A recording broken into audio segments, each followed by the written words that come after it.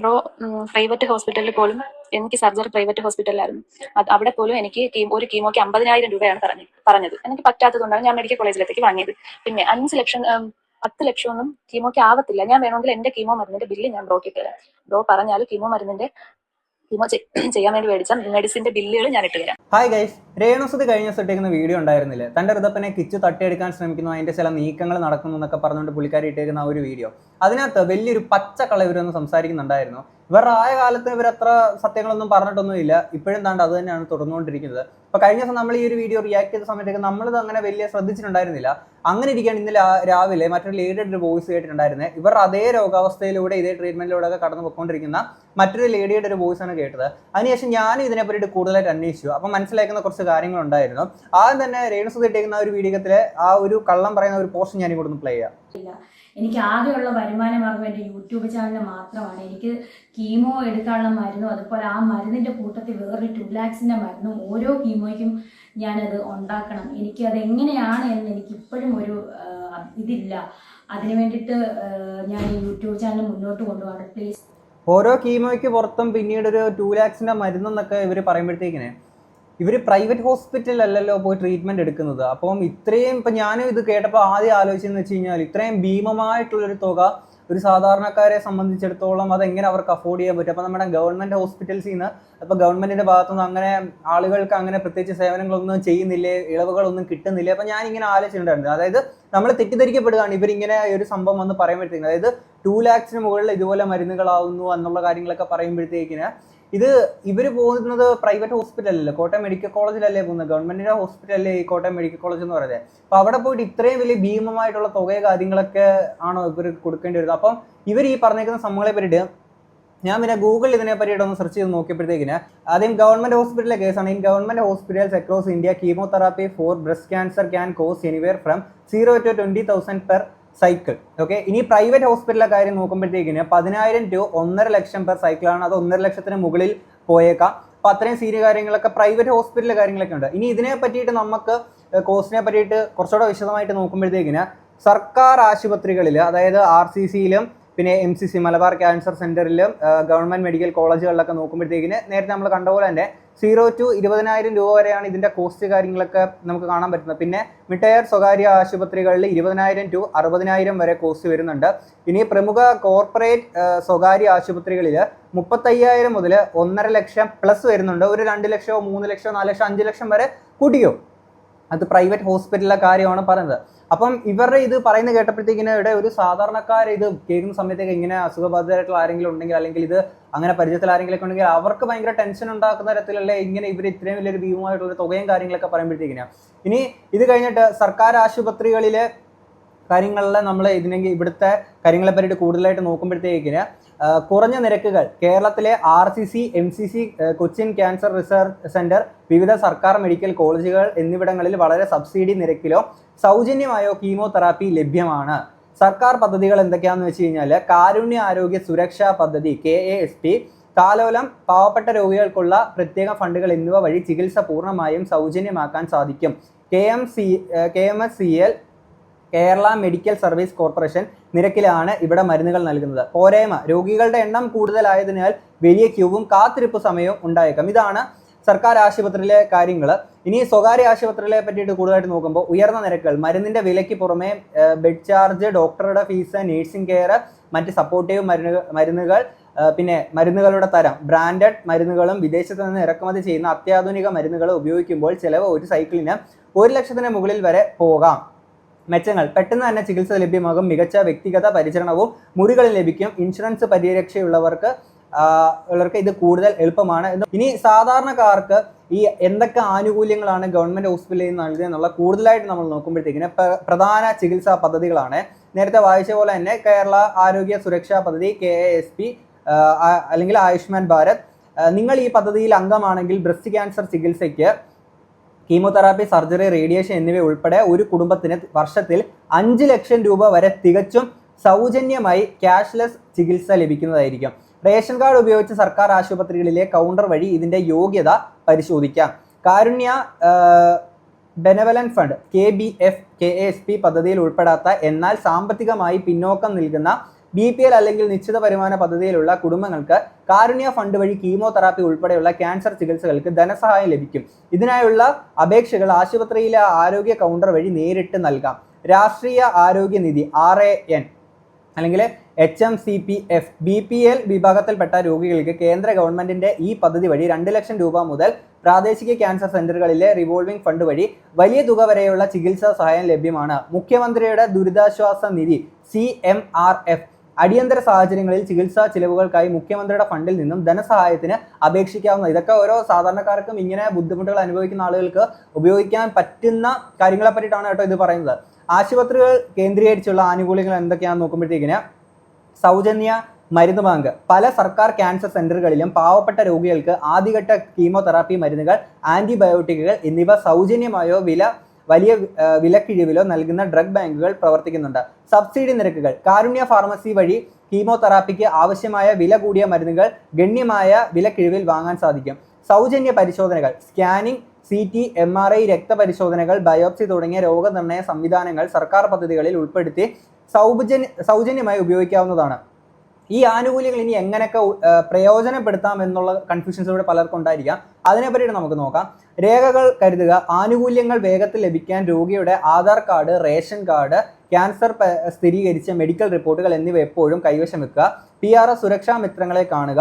നിങ്ങൾ ചികിത്സ തേടുന്ന സർക്കാർ ആശുപത്രിയിലെയോ RCCയിലെയോ അല്ലെങ്കിൽ അവിടെയുള്ള വിവിധ പദ്ധതികളുടെ ഡെസ്കുകളിൽ നേരിട്ട് ബന്ധപ്പെടുക. നിങ്ങളുടെ വരുമാനവും റേഷൻ കാർഡും അനുസരിച്ച് നിങ്ങൾക്ക് ഏറ്റവും അനുയോജ്യമായ സൗജന്യ പദ്ധതി അവർ അവിടെ നിന്ന് തന്നെ തയ്യാറാക്കി നൽകും.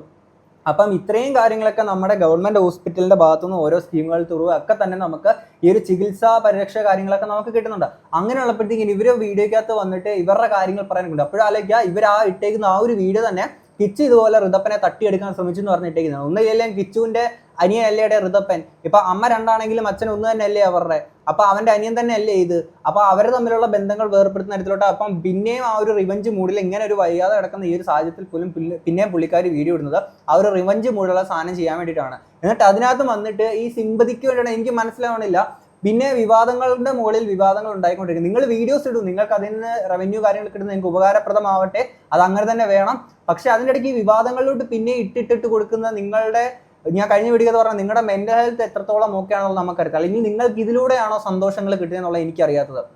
അഗെയിൻ പറയാണ്, 2 ലക്ഷം രൂപയ്ക്ക് മുകളിൽ ഇതുപോലെ മരുന്നിന്റെ കീമോതെറാപ്പിക്ക് ഉൾപ്പെടെയുള്ള പുറമെയുള്ള മരുന്നിന് ഇനി ഇതുപോലെ ഇത്രയാവും എന്ന് പറയുമ്പോൾ കേൾക്കുന്ന ആൾക്കാർ തെറ്റിദ്ധരിക്കപ്പെടുകയല്ലേ. ഇനി ആ ഒരു ലേഡിയുടെ വോയിസ് കൂടെ ഞാൻ ഇങ്ങോട്ട് വെക്കാം. ഇവരുടെ ഇതേ അസുഖബാധിതയായിട്ടുള്ള ആ ഒരു ലേഡിയുടെ വോയിസ് ആണ്. ഇനി അത് നിങ്ങൾ മുഴുവനായിട്ട് കേൾക്കാം. ബ്രോ, പ്രൈവറ്റ് ഹോസ്പിറ്റലിൽ പോലും എനിക്ക് സർജറി പ്രൈവറ്റ് ഹോസ്പിറ്റലിലായിരുന്നു. അവിടെ പോലും എനിക്ക് ഒരു കീമോക്ക് 50,000 രൂപയാണ് പറഞ്ഞത്. എനിക്ക് പറ്റാത്തതുകൊണ്ടാണ് ഞാൻ മെഡിക്കൽ കോളേജിലേക്ക് വാങ്ങിയത്. പിന്നെ 5 ലക്ഷം 10 ലക്ഷം ഒന്നും കീമോക്ക് ആവത്തില്ല. ഞാൻ വേണമെങ്കിൽ എന്റെ കീമോ മരുന്നിന്റെ ബില്ല് ഞാൻ ബ്രോക്ക് ഇട്ടുതരാം. ബ്രോ പറഞ്ഞാൽ കീമോ ചെയ്യാൻ വേണ്ടി മേടിച്ച മെഡിസിന്റെ ബില്ലുകൾ ഞാൻ ഇട്ടുതരാം.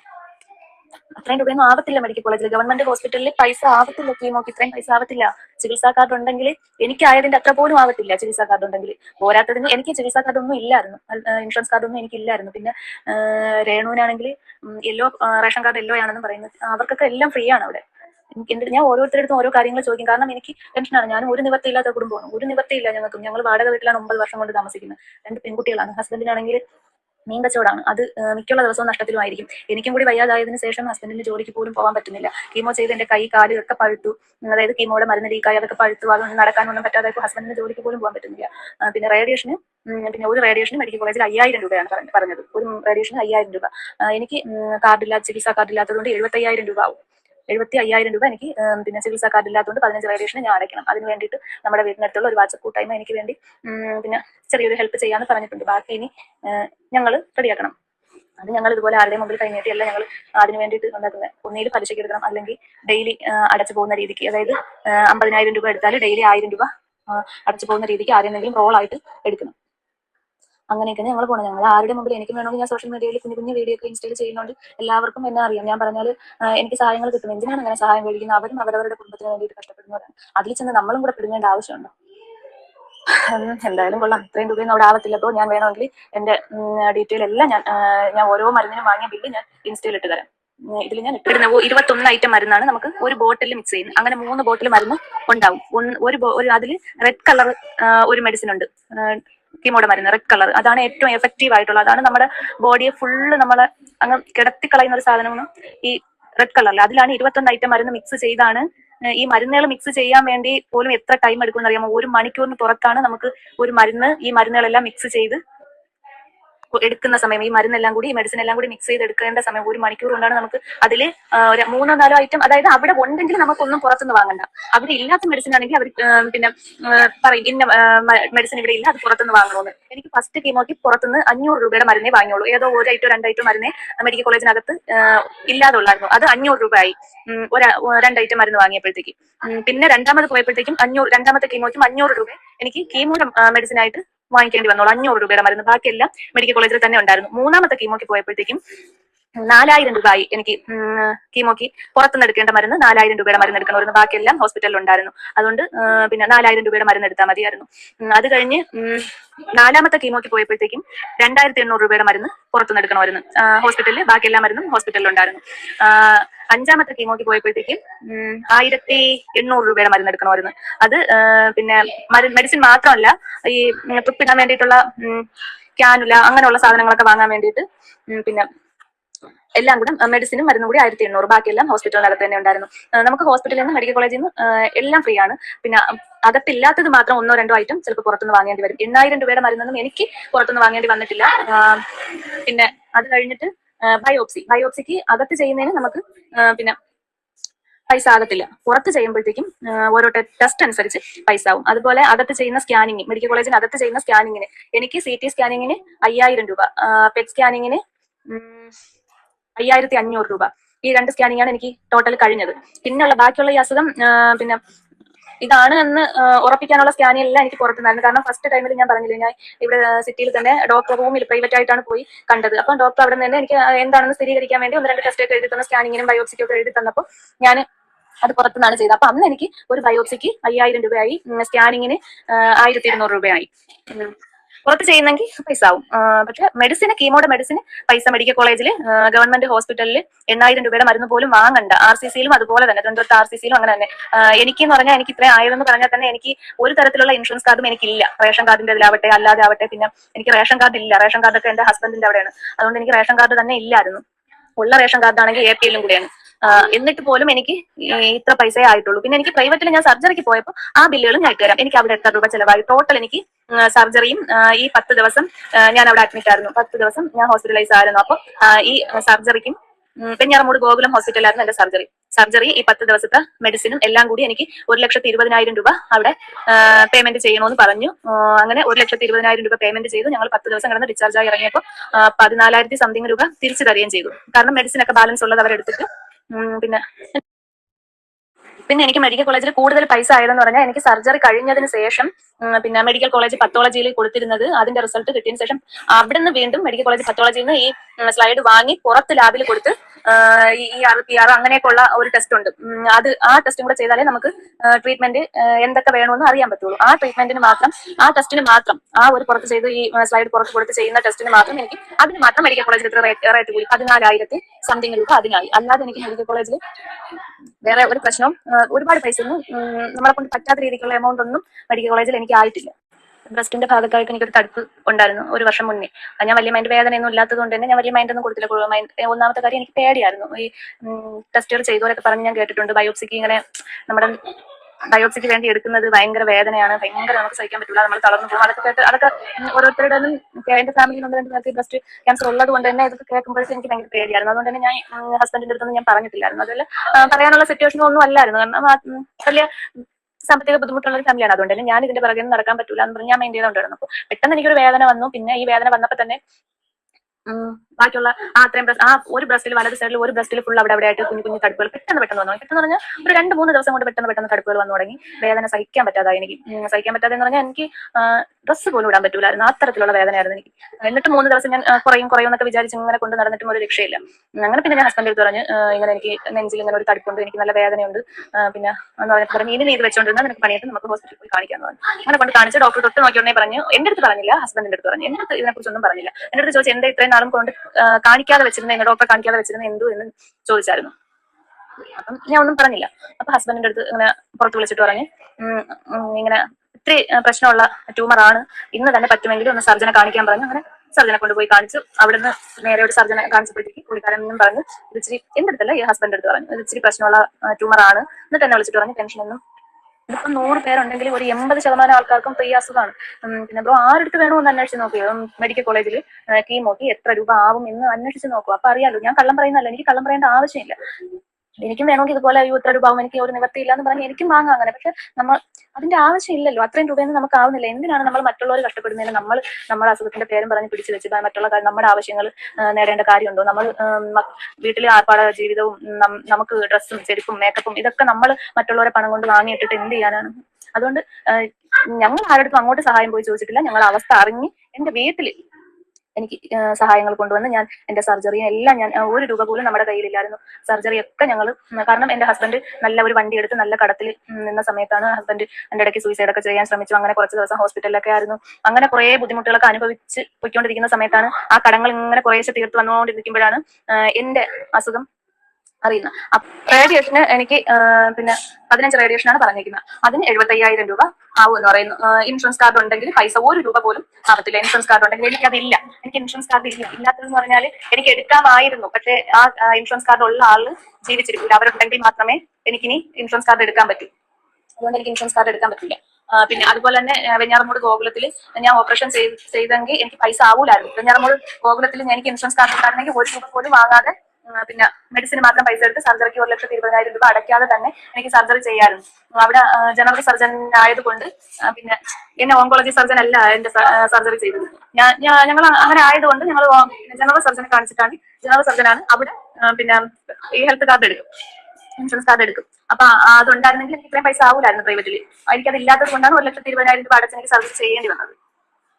ഇവരിങ്ങനെ പറയുന്ന കേൾക്കുമ്പോ ഇനി ഒരു നിവൃത്തി ഇല്ലാത്തവർക്ക് ഈ അസുഖമാണെന്നൊക്കെ അറിയുമ്പോഴത്തേക്കും അവര് സ്വയം പോയി ആത്മഹത്യ ചെയ്യും. കാരണം അവരുടെ കയ്യിൽ ഇങ്ങനെ അഭിമാനമുള്ളവരെ കൊണ്ടല്ലോ പോയി ഇരന്ന് വാങ്ങിക്കാൻ മനസ്സ് ഇല്ലാത്തവരൊക്കെ കാണുമല്ലോ, അഭിമാനം വിറ്റ് ഒന്നിനും നിൽക്കാത്ത ആൾക്കാരൊക്കെ കാണുമല്ലോ. അങ്ങനെ ഉള്ളവരൊക്കെ ഇതൊക്കെ കേൾക്കുമ്പോൾ അവരുടെ മനസ്സിലൊക്കെ അവർക്കൊക്കെ ഇപ്പൊ എന്തെങ്കിലും ഈ അസുഖമാണെന്ന് എങ്ങനെയെങ്കിലും അറിയുമ്പോഴത്തേക്ക് ഡോക്ടർ പറയുമ്പോഴത്തേക്ക് അവർ തകർന്നു പോലെ അവർ പോയി ആത്മഹത്യ ചെയ്യേണ്ട കാര്യങ്ങളൊക്കെയാണ് ഇവർ രേഷ്മ എന്ന് പറയുന്ന ഒരു വ്യക്തി പറഞ്ഞുണ്ടാക്കുന്നത്. കാരണം ഇത്രയും ഭീമമായ തുക ഞങ്ങൾ എവിടെ പൂരിപ്പിക്കും, എത്ര പേരെ വാങ്ങിച്ചാൽ ജീവിതം മുമ്പോട്ട് പോകും, ചികിത്സ മുമ്പോട്ട് പോകും, ഇതൊക്കെയാണ് നമ്മുടെ ചിന്ത വരുന്നത് നമ്മുടെ മനസ്സിൽ ഈ അസുഖം എന്ന് അറിയുമ്പോൾ. പക്ഷെ പിന്നെ ഗവൺമെന്റ് ഹോസ്പിറ്റലിൽ ചികിത്സിക്കുന്നവർക്ക് ഒരു പ്രശ്നമില്ല. കിംസിൽ പോലും പിന്നെ ഇതിന്റെ സർജറി ചെയ്യുന്നതിന് 5 ലക്ഷം 6 ലക്ഷം രൂപയും കണ്ടേ ഉള്ളൂ. പിന്നെ ഈ ക്യാൻസറിന്റെ, അതായത് ബ്രസ്റ്റ് റിമൂവ് ചെയ്യണം. അതുപോലെ തന്നെ ബ്രസ്റ്റ് റിമൂവ് ചെയ്തേ പറ്റൂ. ക്യാൻസർ അത് ഫസ്റ്റ് സ്റ്റേജ് ആയിക്കോട്ടെ സെക്കൻഡ് സ്റ്റേജ് ആയിക്കോട്ടെ, ബ്രസ്റ്റ് റിമൂവ് ചെയ്തേ പറ്റൂ. കാരണം ബ്രസ്റ്റ് റിമൂവ് ചെയ്യാതിരുന്നാൽ ആ അസുഖം വീണ്ടും വരും. കാരണം എന്റെ പരിചയത്തിൽ എന്റെ ഉമ്മച്ചിയുടെ കൂട്ടുകാരിക്ക് ബ്രസ്റ്റ് ക്യാൻസർ ആയിരുന്നു. അതിപ്പം അവർക്ക് വന്നിട്ട് 16 വർഷമായി അവർക്ക് അസുഖം വന്ന് ആദ്യം അവര് ഈ വന്ന ട്യൂമർ മാത്രം എടുത്തു കളഞ്ഞു. എന്നിട്ട് ട്രീറ്റ്മെന്റ് ഒക്കെ ചെയ്തുകൊണ്ടിരുന്നു. രണ്ടാമത് അവർക്ക് വീണ്ടും വന്നപ്പോഴത്തേക്ക് ഫുള്ള് ഒരു ബ്രസ്റ്റ് റിമൂവ് ചെയ്ത് കളഞ്ഞു. റിമൂവ് അല്ലാതെ വേറെ ഒരു മാർഗ്ഗമില്ല. എനിക്ക് ഫസ്റ്റ് ബ്രസ്റ്റിൽ ഇതാണെന്ന് പറഞ്ഞപ്പോൾ ഡോക്ടർ എന്റെ അടുത്ത് ചോദിച്ചത് ബ്രസ്റ്റ് റിമൂവ് ചെയ്യുന്നതിൽ ഇയാൾക്ക് ടെൻഷൻ ഉണ്ടോ എന്നാണ് ചോദിച്ചത്. അപ്പൊ ഞാൻ പറഞ്ഞു ഞാൻ അങ്ങനെ മനസ്സോടെ ഇല്ല എന്ന് പറഞ്ഞു. അപ്പൊ ഡോക്ടർ പറഞ്ഞു അതല്ലാതെ വേറെ ഒരു മാർഗ്ഗമില്ല. കാരണം എന്ന് പറഞ്ഞാൽ ഈ നമുക്കിത് ബ്രസ്റ്റിൽ ഈ ട്യൂമർ വരുമ്പോൾ തന്നെ നമ്മുടെ ബ്രസ്റ്റ് ഫുൾ അങ്ങ് അതിന്റെ വേര് പോയി കഴിഞ്ഞു. ക്യാൻസറിന്റെ വേര് പോയി കഴിഞ്ഞു. ഞരമ്പിലൊക്കെ പിന്നെ ക്യാൻസറിന്റെ കോശങ്ങളായി കഴിഞ്ഞു. അപ്പൊ നമുക്കത് പൂർണ്ണമായിട്ടും ബ്രസ്റ്റ് എടുത്ത് മാറ്റിയാൽ മാത്രമേ പിന്നീട് അത് വരാതിരിക്കുള്ളൂ. ഞാൻ പറയുന്നതൊക്കെ ബ്രോയ്ക്ക് മനസ്സിലാകുന്നുണ്ടോ എന്നൊന്നും എനിക്ക് അറിയത്തില്ല. എന്നെ കൊണ്ട് പറ്റുന്ന പോലെയാണ് ഞാൻ പറയുന്നത്. പിന്നെ എനിക്ക് കീമോ ചെയ്തുകൊണ്ടിരിക്കുമ്പോഴും കീമോ കഴിയുമ്പോഴും ഇച്ചിരി മറതിയൊക്കെ സംഭവിക്കാം. ചില കാര്യങ്ങൾ പറയാൻ വിട്ടുപോകും. ചിലപ്പോൾ പറഞ്ഞത് തന്നെ പിന്നെയും പറയും. രേഷ്മ കീമോ കുട്ടാ, നീ എത്രയും വേഗം എന്റെ ക്യാൻസർ കോശങ്ങളെ നശിപ്പിച്ചില്ലെങ്കിൽ ഞാൻ ഇനി കൂട്ടുകൂടൂല എന്നൊക്കെ പറയുന്നു. സത്യം പറയട്ടെ ബ്രോ, ഈ കീമോ എടുത്ത് അത് അനുഭവിച്ചവർ ആരും അത് ഒരു കീമോ മാത്രം ആയിക്കൊള്ളട്ടെ, ഒരു കീമോ ആയാലും ശരി തന്നെ, അത് എടുത്ത് അതിന്റെ വേദനയും അതിന്റെ എല്ലാം അനുഭവിച്ച ഒരു വ്യക്തിയും കീമോ കുട്ടാന്നും അങ്ങനെയൊന്നും വിളിക്കത്തില്ല. കീമോ എന്ന് കേൾക്കുമ്പോഴേ നമുക്ക് വെറുപ്പാണ് തോന്നുന്നത്. വെറുപ്പ് തോന്നും. കാരണം നമ്മൾ അത്രത്തോളം നമ്മളെ നശിപ്പിക്കും. നമ്മുടെ രൂപം, എല്ലാം, നമ്മുടെ രൂപമൊക്കെ നമ്മളാണെന്ന് പറയത്തേ ഇല്ല. സത്യം. എന്റെ ഈ ഞാൻ ചെറിയ റീലൊക്കെ ചെയ്യുന്ന ആളാണ്. എന്റെ ഈ അക്കൗണ്ടിൽ കയറി നോക്കിയാൽ അറിയാം. ഞാൻ ഒരു വീഡിയോ പോലും, എനിക്ക് ഈ അസുഖം ആയതിനു ശേഷം ഒരു വീഡിയോ പോലും ഞാൻ എന്റെ ഇൻസ്റ്റയിൽ ഞാൻ ഇട്ടിട്ടില്ല. കാരണം നമുക്ക് നമ്മുടെ രൂപം കാണാൻ വെറുപ്പ് തോന്നും. അത്ര ആ ഒരു തരത്തിലാവും നമ്മൾ. മുടിയും പോയി, പുരികം പോയി, കൺപീലി പോയി, ഇതെല്ലാം കൂടി കൊണ്ട് നമ്മുടെ മുഖത്തിന്റെ ഷേപ്പ് തന്നെ അങ്ങ് മാറും. കീമോ എടുക്കുന്ന അത് ബ്രോയ്ക്ക് മനസ്സിലാവുമായിരിക്കും. നമ്മുടെ മുഖത്തിന്റെ ഷേപ്പ് പോലും മാറിപ്പോകും. പലപ്പോഴും ചോദിച്ചിട്ടുണ്ട് ഇതെന്തോ ഇങ്ങനെ ഇരിക്കുന്നത്, ഇതെന്ത് നീ ഇത്ര പെട്ടെന്ന് ഇങ്ങനെ ആയത് എന്നൊക്കെ ചോദിക്കും. പക്ഷെ നമ്മുടെ അത് അങ്ങനെയാണ്. കാരണം നമുക്ക് ഭക്ഷണം കഴിക്കാൻ പറ്റത്തില്ല, വെള്ളം കുടിക്കാൻ തോന്നത്തില്ല. പിന്നെ വന്നു കഴിഞ്ഞാൽ കീമോ കഴിഞ്ഞ് 2 ദിവസം ആകുമ്പോഴത്തേക്കും ചുണ്ടൊക്കെ പൊട്ടി, ചുണ്ട് ഫുള്ള് പൊട്ടും. പൊട്ടെന്ന് പറഞ്ഞാൽ തൊലി ഇങ്ങനെ, ചുണ്ടിലെ തൊലി ഫുള്ള് പോകും, ചുണ്ടിലെ തൊലി ഫുള്ള് പോകും. പിന്നെ ബാക്കിയകം ഫുള്ള് തൊലി മൊത്തം ഇളകും. അത് ഡോക്ടർ നമ്മൾക്ക് കീമോ എടുക്കുന്നതിന്റെ അന്ന്, കീമോക്ക് നമ്മൾ കയറുന്നതിന് മുന്നേ ഡോക്ടർ എല്ലാം പറയും, ബാക്കിയകത്തെ തൊലി എല്ലാം പോകും, എരിവ് പുളി അതൊന്നും കഴിക്കാൻ പറ്റത്തില്ല. അതുകൊണ്ട് ഒരു ദിവസം ഒരു 4-5 തവണയെങ്കിലും ചെറിയ ചൂടുവെള്ളത്തിൽ ഉപ്പിട്ട് ഇടയ്ക്കിടയ്ക്ക് വാ കഴുകണമെന്ന് പറഞ്ഞ് തന്നെയാണ് വിടുന്നത്. നമുക്ക് സംസാരിക്കാൻ പറ്റത്തില്ല, തൊണ്ട. അതുപോലെ നമ്മൾ ഒരു ഇച്ചിരി എരിവുള്ള ഒരു ഫുഡ് കഴിച്ചാൽ പോലും നമ്മുടെ ശ്വാസനാളം പോലും എരിഞ്ഞ് നീർ പൊടി, അങ്ങനത്തെ നീറ്റലും അതൊക്കെയാണ്. പിന്നെ ഒന്നും നമുക്ക് കഴിക്കാൻ പറ്റത്തില്ല. അതുപോലെ കീമോ ഒന്ന് ചെയ്താൽ തന്നെയും ഒരാഴ്ചക്ക് കഴിയുമ്പോഴത്തേക്കും നമുക്ക് ഒരു 2 ചുവടൊക്കെ നമുക്ക് നടക്കാൻ പറ്റും. അത് കഴിയുമ്പോൾ 2 ചുവടൊക്കെ വെച്ച് കഴിയുമ്പോഴത്തേക്കും പിന്നെ നമുക്ക് ഒരാളെ സഹായം, നമ്മൾ ഒരാളെ പിടിക്കാതെ നമുക്ക് നടക്കത്തില്ല, ശ്വാസം മുട്ട് വരും. പിന്നെ ഇന്നത്തേതാണോ ഒരു വീഡിയോയിൽ രേഷ്മ ഹോട്ടലിൽ ഇരുന്ന് ഫുഡ് കഴിക്കുന്നുണ്ട്. കീമോ എടുക്കുന്നതിന് മുന്നേ ഡോക്ടർ പറയും കഴിവിന്റെ പരമാവധി ഫാസ്റ്റ് ഫുഡ് കഴിക്കരുതെന്ന് പറയുന്നതിന്റെ കാരണം എന്ന് പറഞ്ഞാൽ പെട്ടെന്ന് നമുക്ക് ഈ ഇൻഫെക്ഷൻ ഉണ്ടാവും. കീമോ എടുക്കുമ്പോൾ പെട്ടെന്ന് നമുക്ക് ഇൻഫെക്ഷൻ ഉണ്ടാവും. അപ്പം ഹോട്ടലിലെ ഫുഡൊക്കെ വൃത്തിയില്ലാതാണല്ലോ പാചകം ചെയ്യുന്നത്. അതുകൊണ്ട് ഹോട്ടൽ ഫുഡ് കഴിക്കരുത്. പിന്നെ മധുരപാനീയങ്ങൾ, അതായത് പിന്നെ ഫ്രൂട്ടി, പെപ്സി, കൊക്കോകോള, അങ്ങനെയുള്ള ബോട്ടിൽ വെള്ളങ്ങളൊന്നും കുടിക്കരുത്. വീട്ടിലെ ഫുഡ് മാത്രം കഴിക്കണം. വീട്ടിലുണ്ടാക്കുന്ന ഫുഡ്, അതായത് നൈസ് ആയിട്ടുള്ള ഫുഡ് അത് കഴിക്കണം. പിന്നെ എനിക്കൊക്കെ പിന്നെ ഒരു 2 ആഴ്ച വരെ കഞ്ഞി അല്ലാതെ, കഞ്ഞി എന്ന് പറയുമ്പോൾ അത് കട്ടിയായിട്ടുള്ള കഞ്ഞിയും കുടിക്കത്തില്ല, നൈസായിട്ട് വെള്ളം ഒത്തിരി ചേർത്ത കഞ്ഞി അതും കുടിക്കത്തില്ല. കുടിച്ചാൽ ഉടൻ ഛർദ്ദിക്കും. അങ്ങനെയൊക്കെ കഴിക്കാവും. കാരണം ഛർദ്ദിലുള്ളത് കൊണ്ട് നമുക്ക് ഹെവി ഫുഡ് പറ്റൂല. അത് മാത്രമല്ല ഹെവി ഫുഡൊന്നും കഴിക്കത്തില്ല, തൊണ്ടയിൽ ഇങ്ങോട്ട് ഇറങ്ങത്തില്ല. ഭയങ്കര വേദനയാണ് നമുക്ക്, ഉള്ളു പോലും വേദനയാണ് നമുക്ക്. പിന്നെ വെള്ളം പോലും തൊണ്ടയിൽ നിന്ന് താഴോട്ട് ഇറങ്ങാൻ പറ്റില്ല. പിന്നെ വേദന കൊണ്ടിട്ട് ശ്വാസം മുട്ട്, നടക്കാൻ പറ്റില്ല, ശ്വാസം മുട്ട്, കിതപ്പ്, പിന്നെ കാലിന്റെ മുട്ട്, കാലിന്റെ പാദം, കാലിന്റെ വിരൽ, ഇതൊക്കെ ഭയങ്കരമായ വേദനയൊക്കെയാണ്. രേഷ്മ ഇന്നലെ ഹോട്ടലിൽ ഇരുന്ന് ഫുഡ് കഴിച്ച് നല്ല ആക്റ്റീവായിട്ടിരുന്ന രേഷ്മ ഫുഡൊക്കെ കഴിക്കുന്ന വീഡിയോ കണ്ടായിരുന്നു. മറ്റേ അൻഷാദിനെ പറ്റി പറഞ്ഞത്, അൻഷാദ് കള്ളം പറഞ്ഞതാണ് എന്നൊക്കെ പറഞ്ഞിട്ടുള്ള വീഡിയോ ഉണ്ടല്ലോ, അതിലൊക്കെ രേഷ്മ ഹോട്ടലിലാണ് ഇരിക്കുന്നത്.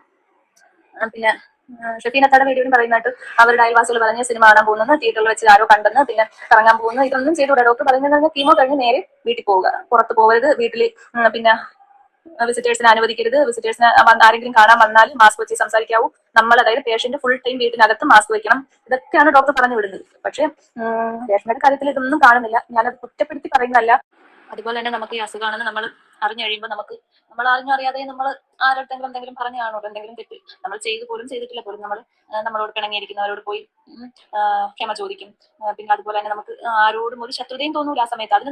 അതിനുള്ള മനസ്സൊന്നും ഇല്ല. നമ്മൾ അത്രയും ക്ഷീണിച്ചാണ് ഇരിക്കുന്നത്, അത്രയും ക്ഷീണിച്ച് അവശയായി ഏത് നിമിഷവും ഞാൻ മരിച്ചു പോകും. കീമോ കഴിഞ്ഞ് വന്നാൽ നമ്മുടെ തോന്നൽ അങ്ങനെയൊക്കെയാണ്, എപ്പോൾ വേണമെങ്കിലും എനിക്ക് എന്ത് സംഭവിക്കാം, ഞാൻ മരിക്കാറായി, അതുകൊണ്ടാണ് എനിക്ക് ഇത്രയും ക്ഷീണം, അങ്ങനെയൊക്കെയാണ് നമ്മൾ ചിന്തിച്ചു പോകുന്നത്. നമുക്ക് എപ്പോഴും നമ്മുടെ അടുത്ത്, നമ്മുടെ ചുറ്റിനും നമുക്കുള്ള എല്ലാവരും, നമ്മുടെ അമ്മയായാലും സഹോദരങ്ങളായാലും മക്കളായാലും നമ്മുടെ ബന്ധുക്കളായാലും എപ്പോഴും നമ്മുടെ ചുറ്റിനും വേണം എന്നൊരു തോന്നലൊക്കെയാണ്. നമുക്ക് ആരോടും വൈരാഗ്യം തോന്നൂല, ആരോടും പക തോന്നൂല, ആരെക്കുറിച്ചും ഒരു കുശുമ്പും പറയൂല.